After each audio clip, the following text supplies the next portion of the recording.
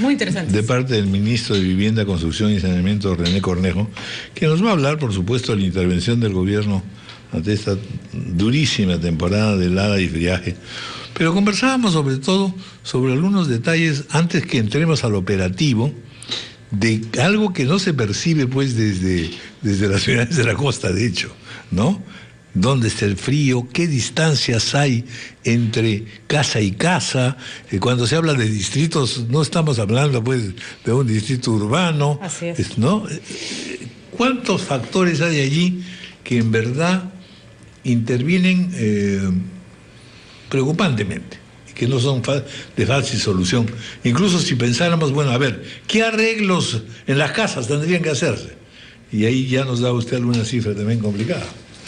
Así es, don Raúl, muy buenos días, muchas gracias por la invitación. Patricia, buenos días.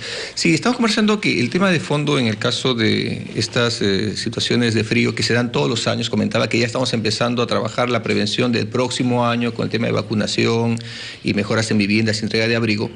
Comentamos que el tema de fondo efectivamente es mejorar las viviendas. A nivel de gobierno regional, varios gobiernos regionales han trabajado propuestas para mejorar viviendas, pero estas propuestas suponen intervenciones que suman en algunos casos hasta más de 60.000 soles por vivienda. En promedio diría que está en 30.000. Si hacemos los números, la cantidad de viviendas que se deben mejorar en el ámbito rural en general, no solamente las zonas que son afectadas por frío, alcanza el 500.000. Eso serían a 30.000 soles por vivienda, 15.000 millones de soles, lo cual es absolutamente inalcanzable. Pero si nos concentramos en las zonas críticas, aquellas que son más afectadas por temas climáticos, podríamos estar redondeando unas 100.000 viviendas.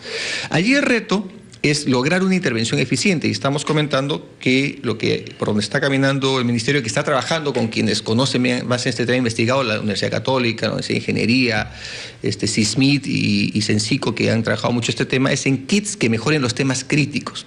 ¿Cuál es el primer tema crítico que tiene una vivienda? Tener un buen techo. Por dos razones. Primero, para que no permita que pase la lluvia o la nieve. De las viviendas que han sido declaradas inhabitables, lo que ha sucedido es que ha colapsado el techo. Con la carga de la nieve, pues ha colapsado. Entonces, tiene que resistir, pero además debe permitir un cierre hermético para que el aire caliente no escape por las rendijas y convierte en una refrigeradora virtualmente la vivienda. Entonces hay que mejorar el techo, hay que mejorar las puertas, porque una puerta que cierra mal, igual que la puerta de un refrigerador, pues no permite que se mantenga la temperatura adecuada. Y un tema adicional es que tenemos que poner ventanas. Esto uno dirá, bueno, pero esto no ayuda. De hecho, si uno va a estos lugares, ve que las viviendas normalmente no tienen ventanas. ¿Por qué? Porque la ventana es un lugar por donde se cuela el frío. Pero ¿qué es lo que sucede? Si no se ponen ventanas, la oscuridad dentro de la vivienda lo que hace es generar una situación insalubre y no permite que se caliente durante el día.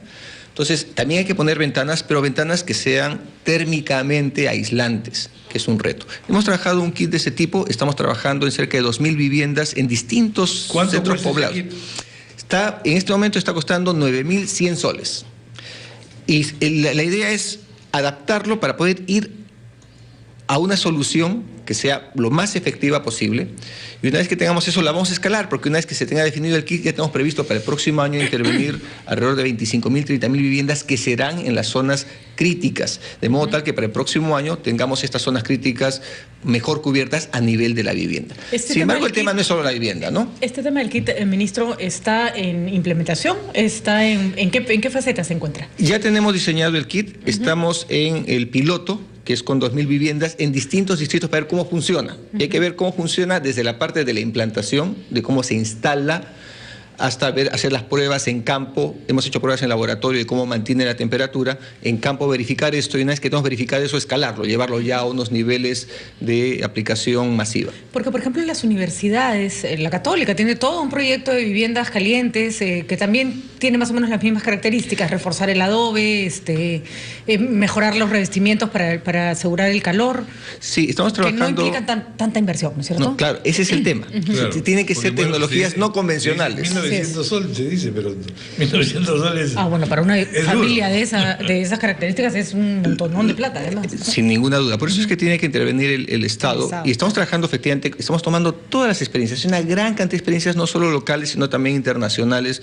Yo a mis colaboradores les decía, señores, en Finlandia, en Groenlandia, esto hay soluciones allí, tomémosla, y se ha hecho, se ha tomado de allí muchas ideas, mucha información, y lo que estamos probando el día de hoy, y que para el próximo año, como digo, ya va a entrar en escala, está en el presupuesto de la República para el sector, el entrar con estas de 20-25 mil viviendas, y vamos a seguir innovando, trabajando para poder hacer mucho más eficiente esta intervención, porque como digo, tenemos que alcanzar a todas las familias. ¿Y el adobe, ministro, resulta siendo beneficioso o no? Porque el adobe tiene su lado B, que es que se cae cuando hay un terremoto, pero ¿resulta haciendo las viviendas más calientes? Efectivamente, el adobe es un buen agente térmico, además tiene una ventaja y es que se puede hacer con materiales del lugar, lo cual reduce sustancialmente los costos. ¿Qué es lo que se tiene que hacer? Resolver los problemas que ahí mencionas, y eso se logra haciendo una mezcla entre esta tecnología pues milenaria del adobe con tecnología nueva donde se usan o fierro para hacer un cierre que permita darle fortaleza,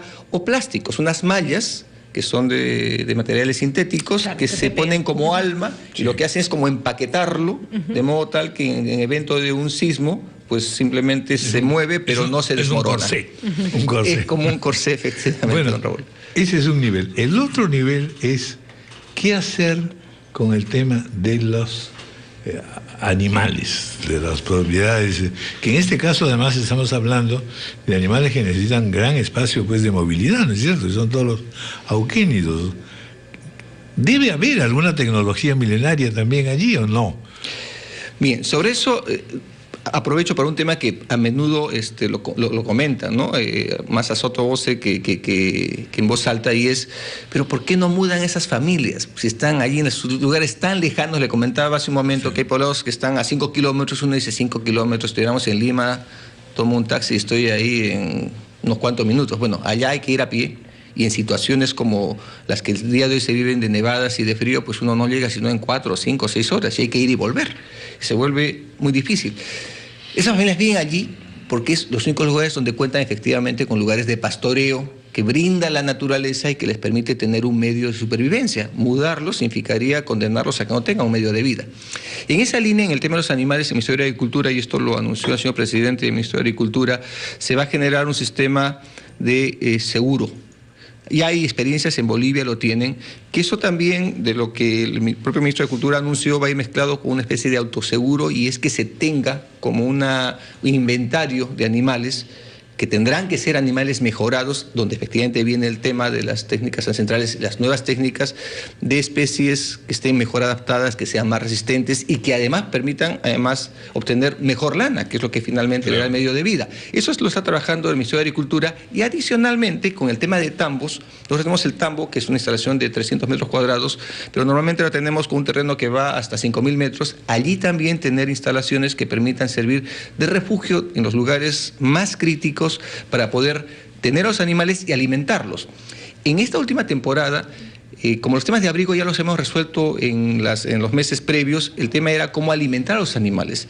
Y se están llevando cientos de miles de pacas de avena para poder alimentar a los animalitos, porque si uno los saca a pastar, los mata. Entonces dice, no, manténganlos en los corrales y aliméntelos allí mismo, de modo tal que podamos reducir la incidencia de la pérdida de vidas de estos animalitos. Ahora, una de las características, recuerdo que Carolina Trivelli lo explicaba bastante bien, de la población rural, es que no suele ser necesariamente sedentaria, es decir, tienen esta movilidad, van cambiando de lugar de acuerdo con las cosechas, con las épocas del año.